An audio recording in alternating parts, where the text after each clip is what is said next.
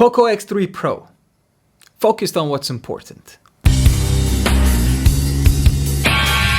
Okay, so this is Ahmed Wariki, but you can call me Slorks, and today I've got the Poco X3 Pro, the latest from Poco for the mid-range division of Poco, which is kind of confusing. Let me try to explain it real quick. So if you're not familiar with Poco, it started out as a segment of the flagship killer under Xiaomi, and it was really a flagship killer. It delivered insane specs for a very competitive price, but the year right after, they started making a lot more Pocos with flagship performance and other ones that come with mid-range specs, so you can have your own portfolio in terms of Poco being its own thing under Xiaomi, of course. So now you get variety, and the Poco X3 Pro is just that. But the variety within itself makes this phone really, really questionable in terms of where does it fit? Is it the high end? Is it a low end?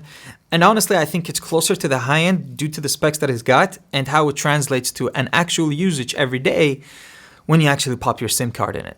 And that really starts with the Snapdragon 860 that is built around 7nm architecture. This phone gives you blazing performance. I have no problems with how fluent and solid the phone performance is. Of course, it comes coupled with either 6 or 8 gigs of RAM, 128 or 256 gigs of storage with UFS 3.1, which makes the phone really behave really well and closer to a flagship phone than any other mid-range phone available. Of course, it's going to come with MIUI version 12 and it's running on Android 11. So you've got no problem there. It comes with a very large 5160 mAh battery and a very large box that has the fast charger, 33 watts inside the box, so you don't have to pay extra to get it. And it performs really well. I was consistent in getting over 5 hours of screen on time, and I have no problems with the way the battery is performing. Also inside the box is going to be a TPU case, which interestingly enough has a protective seal for the USB Type-C to give it more protection from water, because the phone is going to come with IP53 certifications, so it's not going to be submerged underwater. But if rain hits it or, a little bit splashes here and there,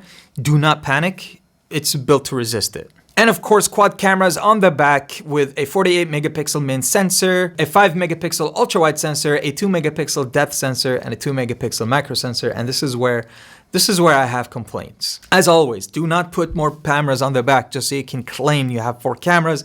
Instead, you could have made this into 2 cameras that are actually useful, because the only camera that is capable on this phone is the main sensor, the 48 megapixels. And it's very apparent, especially if you take photos indoors, like this one with a narrow hallway. What you can see is noise in the shadow area, although it's 48 megapixels, but because I had artificial intelligence turned on, it had no idea what I was taking a picture of. So it didn't know what to sharpen and what to expose and what to underexpose.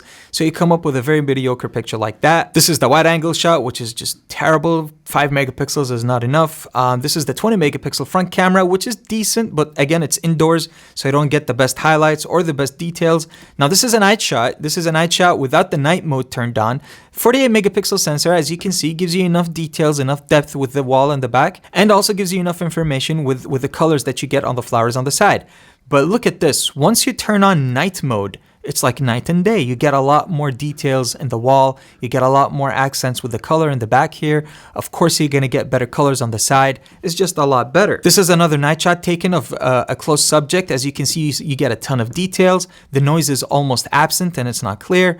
And even in the highlights, you still get a lot of details, and you get enough color saturation, and you get enough color ratio where you can distinguish even different levels of green or shades of green in one photo in night mode with very little lighting surrounding. This is taken indoors at nighttime, and the level of details that you get because of the 48 megapixels is really good. As you can see here, when you zoom in, the text does not look pixelated at all, and you don't see noise apparent in anywhere. Even with the license plate over here, you can see the details due to the 48 megapixels and the natures of the pixel count density. That is a lot. Even with the metal pattern over here, you get a lot of details in this photo. I take this photo a lot at night. It's right in front of my house. It's our neighbor's door, and you can see the lit area is really bright, and you get a lot of details. You can probably count the leaves, and the color is very natural. Even in the highlighted areas, you're not going to see a lot of noise, and that's because of the night mode.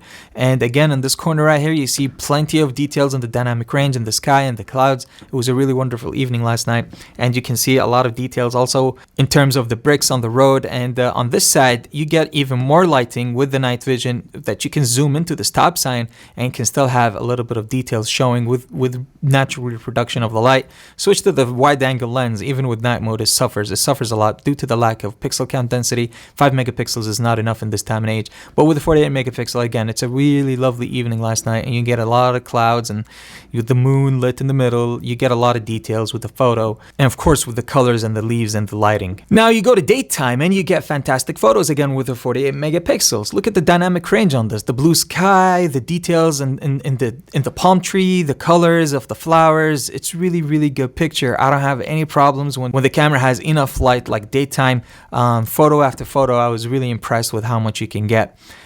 This is another side of the garden where you can see the natural reproduction of the colors that they pop out. It's really nice. I have no problems with the performance. I was trying to activate the macro mode, but I couldn't do it manually, so I was trying to do a close-up, but I think this was taken on at 48 megapixel again, just given with the numbers that we have over here. So I can't really tell you how good the 5 megapixel or the 2 megapixel macro lens is, but you can go close up with the 48, no problem. This is the 5 megapixel wide angle lens, and from the first look at it, you're going to be like, oh, it's a fantastic photo. I don't have a problem. You see the problems when you try to zoom in and the picture starts getting soft. So as long as you're looking at it without zooming in, it looks great, but once you zoom in and you punch in, you start losing pixels. And this is another zoom photo, but there's no dedicated zoom lens, so it's taking the 48 megapixel, dividing it by 2, so you get 24 megapixels, more or less, when you crop in. So you do lose some pixels. This is a 48 megapixel, and then this is the 5 megapixel wide angle lens. Now, let's look at the front camera, which is a 20 megapixel, so you get plenty of details. As you can see, the hairs and the beard, and it's a good bokeh. It looks very natural. There's no problems. But once you start moving the camera at an angle where you want to see the sky, you're going to see that the sky is blown up because of overexposure and you don't get proper dynamic range. However, if you do switch off portrait mode, you can see the phone being better at getting more details even in the background, keeping the subject still in focus. However, you lose that bokeh around the hairline and the trimming, so you don't get that bokeh effect, but you do get better dynamic range and you still get plenty of details. Naturally, if you try to, tap to focus on the background so you can get it perfectly lit, it's going to go dark on your face. And if you try to do the same with the back camera, this is what happens. You still get really overexposed background, but you get a ton of details and highlights and very natural skin tones with the subject itself. And I really like the way they did the bokeh. You do have a 2 megapixel for a depth sensor, which could have done a better job here, but this is me zoomed in a lot. If you actually look at it without zooming in, it looks a lot better. This is me using the back camera again, trying to get the highlight to be shown in the background. However, it focused on the background and put me completely out of focus. And this is where I thought that I was actually not giving the camera proper setting. I thought to myself, maybe because the area that I'm in is very well lit, it's really not giving the camera a fair shot, so it can give you a really good shot. But then enter a Google camera application. So are you ready? It went from this to this. Much more natural, a lot more details. Look at that. Look at all the wrinkles in my face. Even the bokeh is so natural, and of course you still have that beautiful blue sky in the background, and it was fantastic. So I realized that the problem is not with the optics as much as it is with the configuration of the algorithm, so it can get better photos, because I was able to get this shot from the 5 megapixels with portrait mode on the Google camera app, and it's fantastic. It's just beautiful. It was really nice. So much better than what you got with the default application. So obviously there's no problem with the optics. There's a problem with just the AI, which is fantastic news. With an OTA, you can fix all those problems and you can roll them out and get fantastic photos. But if you are somebody that is like me and don't want to wait for that OTA, help yourself to the link below for the APK of the Google camera app that is meant for the X3 Pro. Now the screen comes at a really good size, 6.67 inches with that pretty cool high refresh rate that goes up to 120 hertz. And as you can see, the bezels are uniform. The top and the bottom are fine. You don't have a huge chin. I was able to live with it. And it's a flat display, which is kind of cool.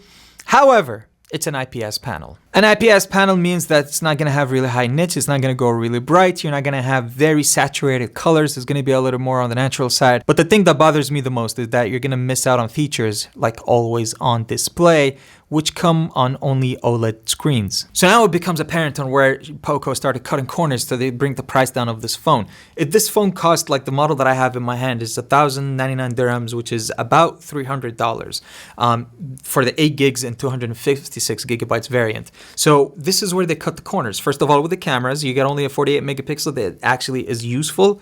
The remaining lenses are just a count.